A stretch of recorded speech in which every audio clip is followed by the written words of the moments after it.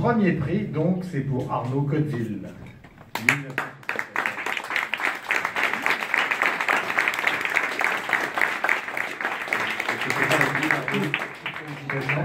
Merci. Arnaud, vous pouvez vous mettre là. Une légère rougeur s'est emparée de c'est un reflet. J'espère que votre front va pas devenir comme votre chemise. Comme ça. Bonsoir à tous, bienvenue sur idbooks.com. Aujourd'hui, nous sommes à la remise des prix des plumes francophones d'Amazon qui récompense des auteurs auto-édités. Et Arnaud, vous êtes le grand vainqueur ce soir. Première réaction de star. C'est un truc de fou. C'est un truc de fou. Ouais, pourquoi? Pourquoi? Je m'y attendais carrément pas. Pour moi, quand j'ai participé au concours, je l'ai fait comme pour rire. Je me suis dit, allez, donc il ne tente rien à rien. Et ben voilà, aujourd'hui premier. Premier, ouais. Gagnant. Ouais. Combien de commentaires sur Amazon? 127 aujourd'hui. Ouais. À peu près au niveau des ventes, j'en ai vendu à peu près 5000, un peu plus de 5000. D'après Amazon. Et le bouquin mis en ligne quand? Le 1er mai. Ok. Le Donc 1er juste mai. après l'annonce du concours, enfin un mois et demi. Et je ne l'ai pas écrit exprès pour le concours. C'est un concours de circonstances. C'est bien de le dire. Et donc j'ai décalé même la sortie de mon bouquin pour coïncider avec le concours. Ok. Donc voilà. Ok. En quelques mots.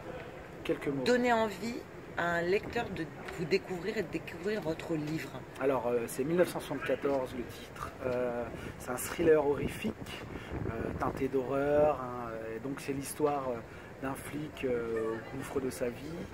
Il vient de perdre sa petite fille, donc il sombre dans l'alcool. C'est un peu cliché, mais bon, après je m'en amuse des clichés, bref. Et donc on lui confie une enquête, la dernière, soit il accepte ou soit il est viré. Et donc un simple cambriolage, mais juste en apparence. Ok. C'est votre premier livre? C'est le deuxième. Deuxième. Deuxième. Et le premier avait eu du succès? Le premier, j'avais fait 1500 ventes, sorti en juin 2015. C'est déjà pas mal. Juin 2015. C'est mieux que certains auteurs édités carrément. Chez des grands. Ouais, donc 1500 ventes. Je crois que je suis à plus de 100 commentaires. Ce qui est rigolo, c'est que le lectorat du premier roman m'a également suivi sur le deuxième. Et enfin voilà, c'est génial, quoi. Je me suis créé une espèce de sphère de lecteurs. Une communauté d'ambassadeurs, c'est ça, comme on dit. Et vous avez été approché par un grand éditeur ou pas encore? Alors au début de mon premier roman, quand je l'ai sorti, à peu près 3 mois plus tard, c'était genre, j'ai reçu peut-être 4-5 mails ou des lettres de maisons d'édition, machin, mais pour l'instant, l'auto-édition me convient parfaitement, je suis libre. Vous ne vendez pas votre âme pour l'instant? Non, ça dépend à quel prix. D'accord. Non, il n'y a pas question d'argent. Mais non, ça m'offre une liberté d'écriture. Parce que j'ai pas envie d'être bridé pour l'instant à ce qu'on me dise, voilà, il faut écrire ça parce que c'est en vogue en ce moment, il faut écrire une histoire de vampire parce qu'il y a eu Twilight. Donc voilà, en gros, j'ai envie de garder cette liberté qu'offre l'auto-édition pour l'instant. Parce que, voilà.